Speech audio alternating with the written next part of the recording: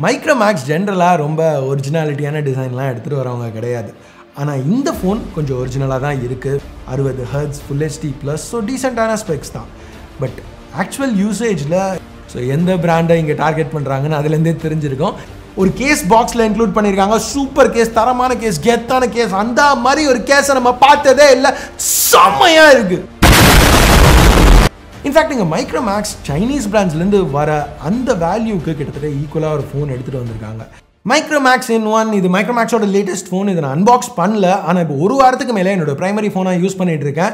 So இந்த வீடியோவில் இந்த ஃபோன் எப்படி மைக்ரோமேக்ஸ் திருப்பியும் முன்ன மாதிரியே கொஞ்சம் ஓகேயான ஃபோன் எடுத்து பூசி மழுவி நல்லா இருக்குது அப்படின்னு விற்க ட்ரை பண்ணுறாங்களா, எல்லாரும் சைனா ஃபோன் வாங்கக்கூடாதுங்கிறதுனால சும்மா இந்த ஆன்டி சைனீஸ் சென்டிமெண்ட்டை யூஸ் பண்ணி இந்த ஃபோனை புஷ் பண்ண ட்ரை பண்ணுறாங்களா, இல்லை ஆக்சுவலாக இந்த தடவை ஒரு நல்ல ஃபோனை லான்ச் பண்ணியிருக்காங்களா, இந்த வீடியோவில் டீட்டெயில்டாக பார்ப்போம். அது மட்டும் இல்லாமல் வீடியோ முடிகிறதுக்குள்ள ஒரு சின்ன கிவ்அவே பண்ணலான்னு இருக்கேன். இந்த மாதிரி கிவ்அவே இது வரைக்கும் தமிழில் நீங்கள் பார்த்துருக்க மாட்டீங்க.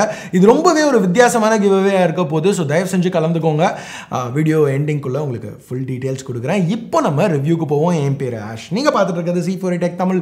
வீடியோ பிடிச்சிருந்துச்சுன்னா தம்ஸ் அப், சப்ஸ்கிரைப், பெல் ஐகான்ஸ் அதெல்லாம் ப்ரெஸ் பண்ணுங்கள்.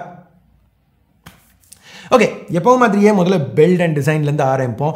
மைக்ரோமேக்ஸ் ஜென்ரலாக ரொம்ப ஒரிஜினாலிட்டியான டிசைன்லாம் எடுத்துகிட்டு வரவங்க கிடையாது. ஆனால் இந்த ஃபோன் கொஞ்சம் ஒரிஜினலாக தான் இருக்குது, வித்தியாசமாக இருக்குது. எல்லாருக்கும் பிடிக்கும்னு சொல்ல முடியாது. உதாரணத்துக்கு தமிழுக்கு சுத்தமாக பிடிக்கல.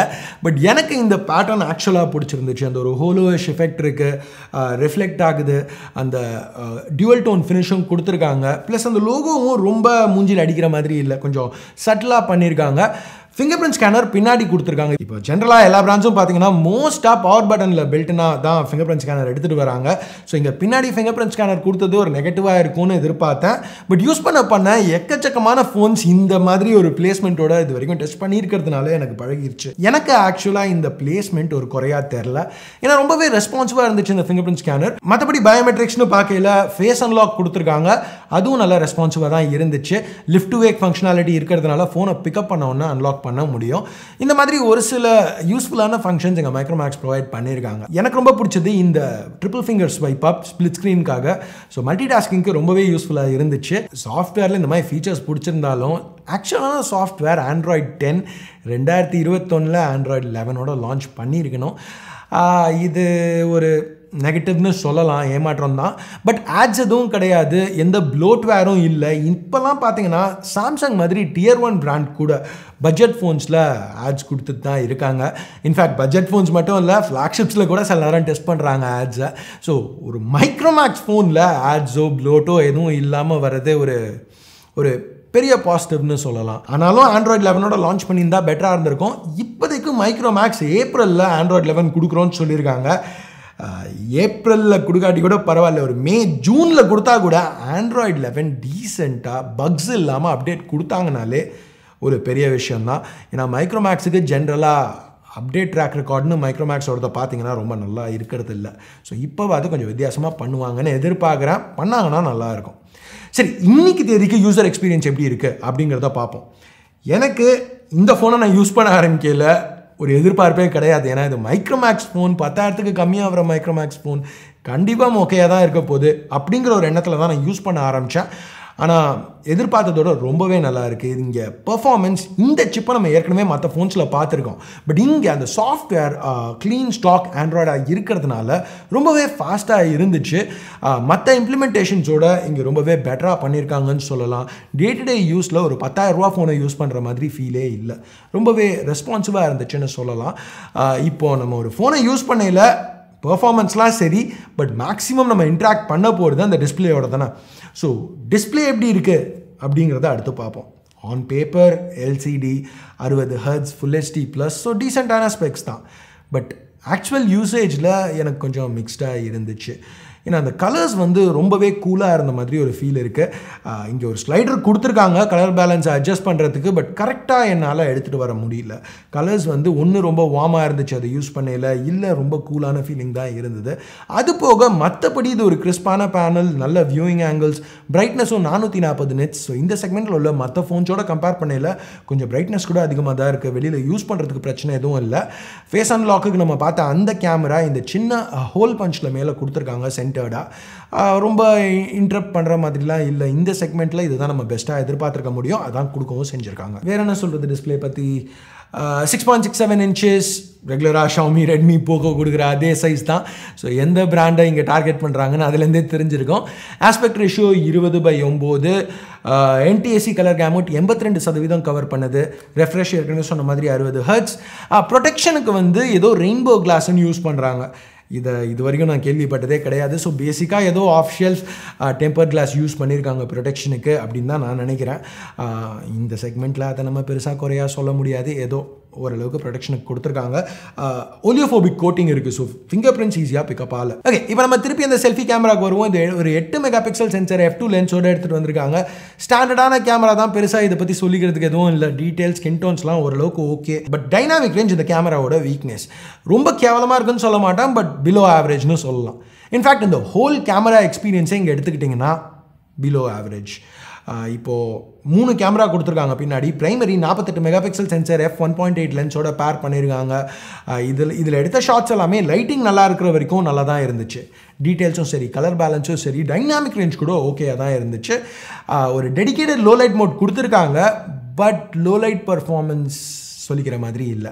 கொஞ்சம் நாய்ஸ் ரொம்பவே அதிகமாக இருந்துச்சு. அது மட்டும் இல்லாமல் பிக்சர்ஸில் ஷேக் வந்துச்சு, நிறைய தடவை ஷேக் வந்துச்சு. ஸோ அதனால தான் பேசிக்காக இதை நான் பிலோ ஆவரேஜ்னு சொல்கிறேன். இல்லைனா ஆவரேஜ் அபவ் ஆவரேஜ் கூட சொல்லியிருக்கலாம். ஏன்னா டேலைட் பர்ஃபார்மன்ஸ் நல்லா தான் இருக்குது. மற்ற 2 sensor 2 megapixel macro depth. So கண்டிப்பாக அதை பற்றி நான் பேச போகிறதில்ல. கணக்கு காமிக்கிறதுக்காக எல்லா பிரான்ச் மாதிரியும் 2 சென்சர் ஆட் பண்ணியிருக்காங்க. வீடியோ மேக்ஸிமம் 1080p ஒரு EIS ஆப்ஷனும் கொடுத்துருக்காங்க. பட் EIS யூஸ் பண்ணல, டீட்டெயில் இன்னமும் அடி வாங்குது. ஸோ ரொம்பவே ஆவரேஜான பர்ஃபார்மன்ஸ்னு சொல்லலாம். எது ஆவரேஜாக இல்லை அப்படின்னு பார்த்தீங்கன்னா பேட்ரி லைஃப் தாறு மாறாக இருக்குது. 5000 mAh பேட்டரி இங்கே யூஸ் பண்ணியிருக்காங்க. இப்போ என்னோட ரெகுலர் டே டு டே யூஸில் எனக்கு ஈஸியாக நாள் முடியலை. அட்லீஸ்ட் 30% பேட்டரி பாக்கி இருந்துச்சு. டாப் ஆஃப் பண்ணணுன்னா 18 வாட் சார்ஜர் இன்க்ளூட் பண்ணியிருக்காங்க பாக்ஸில். 18 வாட் ஃபாஸ்ட் சார்ஜர்னு அவங்க சொன்னாலும் 0 to 100 போகிறதுக்கு கிட்டத்தட்ட 2.5 மணி நேரம் ஆகிடுது. 0 to 50 50 நிமிஷம் ஆகுது.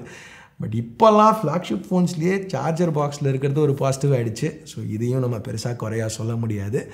மற்றபடி மிச்சம் சொச்சோன்னு பார்த்தீங்கன்னா ஹெட்ஃபோன் ஜாக் கொடுத்துருக்காங்க. அதுலேருந்து வர அவுட்புட் ஓகே. ஸ்பீக்கர் அவுட்புட்டும் ஆவரேஜாக தான் இருக்குது. FM ரேடியோ சப்போர்ட் இருக்குது. செல் ரிசெப்ஷன், கால் குவாலிட்டி சூப்பராக இருந்துச்சு. கேரியர் அக்ரிகேஷன் கொடுத்துருக்காங்க. வணக்கங்கண்ணா.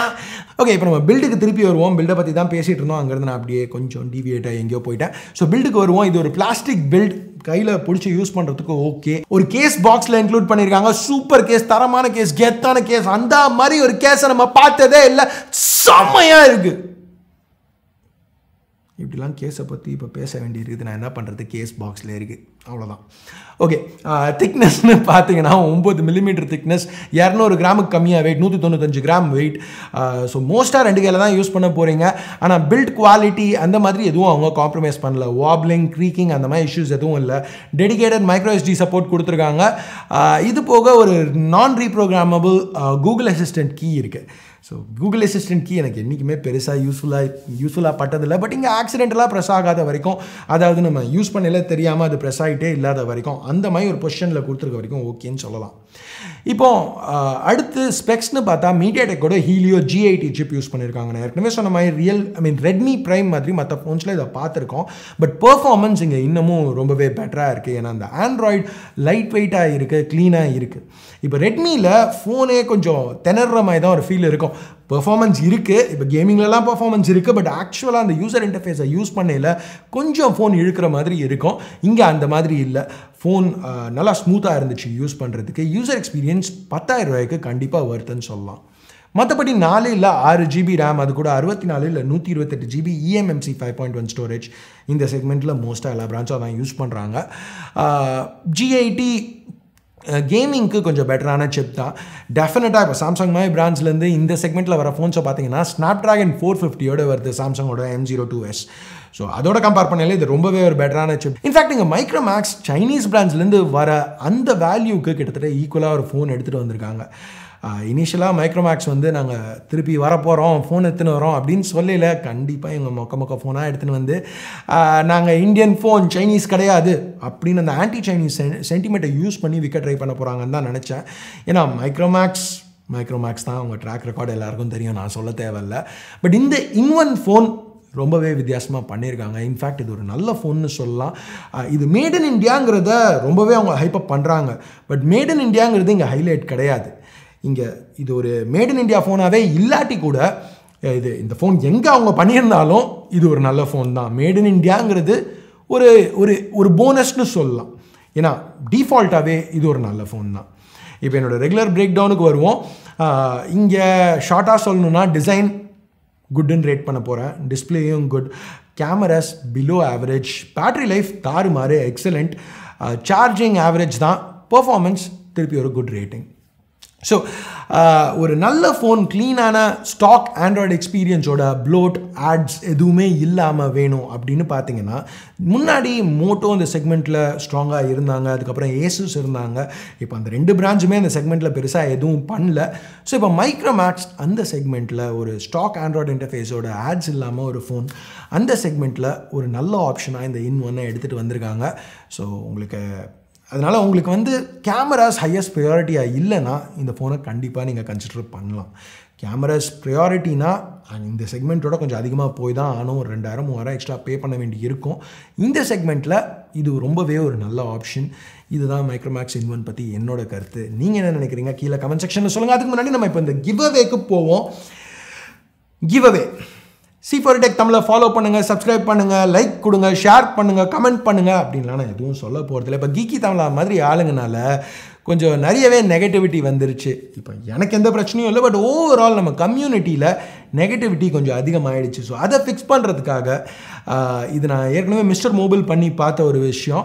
ஸோ இப்போ இந்த கிவ்அவே ரொம்பவே வித்தியாசமாக பண்ண போகிறேன். இந்த கிவ்அவேக்கு நீங்கள் என்ன பண்ணணும்னா, ஒரு ட்விட்டர் அக்கௌண்ட் இருக்குன்னு உங்களுக்கு ஏன்னு சொல்கிறேன். ஒரு ட்விட்டர் அக்கௌண்ட் க்ரியேட் பண்ணிக்கோங்க. உங்களுக்கு எந்த யூடியூபர் பிடிச்சாலும் சரி, C4Tech தமிழாக இருக்கணுங்கிற அவசியம் இல்லை. இன்ஃபேக்ட் நீங்கள் வேறு எந்த யூடியூபர் உங்களுக்கு ரொம்ப பிடிக்குமோ அவங்க வீடியோவில் போய் ஒரு நல்ல கமெண்ட் போடுங்க. கொஞ்சம் பாசிட்டிவிட்டியை நம்ம ஸ்ப்ரெட் பண்ணுவோம். நீங்கள் என்ன நினைக்கிறீங்களோ, என்ன உங்களுக்கு பிடிச்சிருக்கோ அவங்க வீடியோவில், சூப்பர் வீடியோ ப்ரோ, நல்லா பண்ணியிருக்கீங்க, என்ன நினச்சாலும் ஒரு நல்ல கமெண்ட்டை போடுங்க. அதை ஸ்க்ரீன்ஷாட் எடுங்க, எனக்கு ட்வீட் பண்ணுங்கள். கைஸ் ஹேஷ்டேக் திருட்டு கிவ்அவே அதை தான் யூஸ் பண்ண போகிறீங்க. ஹேஷ்டேக் திருட்டு கிவ்அவே. எந்த யூடியூபர்கிட்ட வேணாலும் போய் உங்களுக்கு என்ன வேணாலும் ஒரு நல்ல பாசிட்டிவ் கமெண்ட்டாக சொல்லுங்கள். அதை ஸ்க்ரீன்ஷாட் எடுத்து ட்வீட் பண்ணுங்கள். அவ்வளோதான், சிம்பிள். இன்றைக்கி 29 நான் இதை ஷூட் பண்ணிகிட்ருக்கேன். 30 வீடியோ லைவ் ஆகும்னு நினைக்கிறேன், இல்லை 31 கூட லைவ் ஆகலாம். ஸோ ஒரு 10 ஏப்ரல் வரைக்கும் வச்சுப்போம். 10 வரைக்கும் நீங்கள் எல்லாமே என்ட்ரிஸ் அனுப்புங்க. 10 ரேண்டமாக ஒருத்தங்களை சூஸ் பண்ணி அவங்களுக்கு நான் யூஸ் பண்ணிகிட்ருக்கேன் இன்-ஒன் ஃபோனை கிவ்அவேல கொடுக்குறேன். ஸோ திருப்பியும் இது ரொம்ப சிம்பிளான கிவ்அவே, கொஞ்சம் வித்தியாசமான கிவ்அவே. C4Tech தமிழில் நீங்கள் ஒன்றும் பண்ண வேணாம். என்னை ஃபாலோ பண்ண தேவையில்லை, இந்த வீடியோவை லைக் பண்ண தேவையில்லை, கமெண்ட் பண்ண தேவையில்லை, சப்ஸ்கிரைப் பண்ண தேவையில்லை. உங்களோட ஃபேவரட் யூடியூபர், தமிழ் யூடியூபராக இருக்கட்டும், மலையாளம் யூடியூபராக இருக்கட்டும், என்ன லாங்குவேஜாக இருந்தாலும் சரி, உங்களுக்கு பிடிச்ச ஒரு யூடியூபரோட ஒரு வீடியோவில் போய் ஒரு நல்ல கமெண்ட்டை போடுங்க. கொஞ்சம் பாசிட்டிவிட்டி ஸ்ப்ரெட் பண்ணுவோம். ஏன்னா லைஃப் இஸ் வெரி ஷார்ட் நண்பா, ஆல்வேஸ் பி ஹாப்பி அப்படின்னு கொஞ்சம் பெரியவங்களாம் சொல்லியிருக்காங்க. அதை ஃபாலோ பண்ணுவோமே, கொஞ்சம் பாசிட்டிவிட்டி ஸ்ப்ரெட் பண்ணலாம் அப்படிங்கிறதுக்காக இந்த ஒரு சின்ன கிவ்அவே என்னால் முடிஞ்சது. இந்த கான்செப்ட் உங்களுக்கு பிடிச்சிருந்துச்சுன்னா அதையும் கமெண்ட்ஸில் சொல்லுங்கள். முடிஞ்சால் என்னால் முடியலை. இந்த தடவை ஆக்சுவலாக என்ன ஆச்சுன்னா, மைக்ரோமேக்ஸ் எனக்கு ஒரு ஃபோன் அனுப்புறதுக்கு பதிலாக 2 ஃபோன் அனுப்பிச்சிட்டாங்க. அதனால ஒரு ஃபோன் வேணும்னா கிவ்அவே பண்ணிக்கோ. நான் ஜென்ரலாக கிவ்அவேஸ் பண்ணுறதில்ல, பட் ஸ்டில் கொஞ்சம் இந்த பாசிட்டிவிட்டி ஸ்ப்ரெட் பண்ணுவோம் அப்படின்னு சொல்லி இந்த கிவ்அவே பண்ணுறேன். So all the best. அதுக்கு அவ்வளோதான். இந்த வீடியோக்கு பிடிக்கலன்னு நினைக்கிறீங்களோ அதை பேஸ் பண்ணி தம்ஸ் அப் இல்லை தம்ஸ் டவுன் ப்ரெஸ் பண்ணுங்கள். சப்ஸ்கிரைப் பண்ணலாம், சப்ஸ்கிரைப் பண்ணி சப்ஸ்கிரைப் பண்ணியிருந்தீங்கன்னா பக்கத்தில் உள்ள பெல் ஐக்கான் அதையும் ப்ரெஸ் பண்ணுங்கள். அப்போ தான் நான் போடுற வீடியோஸ் நீங்கள் மிஸ் பண்ணாமல் பார்க்க முடியும். அடுத்த வீடியோவில் உங்களை திருப்பி சந்திக்கிற வரைக்கும் என் பேர் ஆஷ். நீங்கள் பார்த்துட்டு இருக்கிறது C4Tech Tamil. Have a nice day. Bye.